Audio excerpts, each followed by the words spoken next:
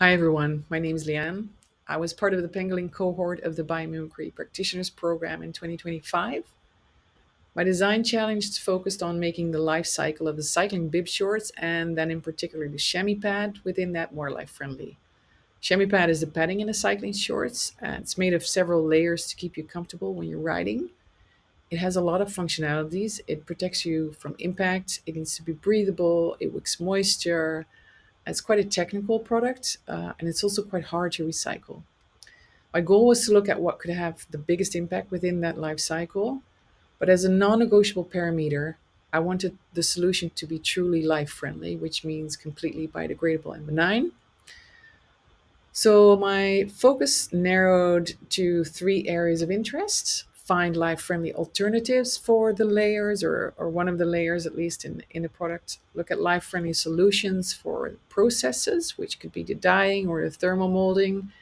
And as a third direction, I was looking to improve recycling opportunities. After scoping, we moved into the second phase of the program, which was the discovery phase, looking for biological organisms or models that solve the specific functions in a similar context to your challenge. I found this phase really inspiring, even if it was quite challenging at times, as I do not have a background in biology or chemistry, even. But I loved it as it really shows you what nature has to offer.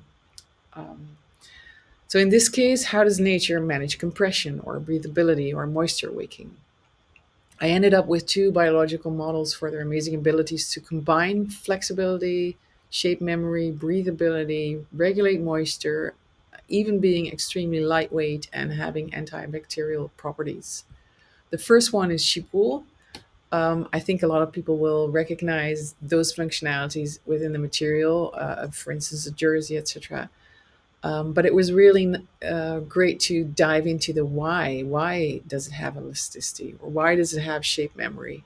And try to use that in the rest of my research. The second organism that I was diving into was fungi, and then in particular the underground root system, which is mycelium. Mycelium is already being tested and used for a lot of different kind of products and composites, packaging, construction material, even alternatives to leather and bacon, but not in the way that I needed it to function. So that brings me to the third phase of the program, which is the creating phase. I did a lot of prototyping with wool. I mixed different fibers to see if that would enhance the shape memory and elasticity.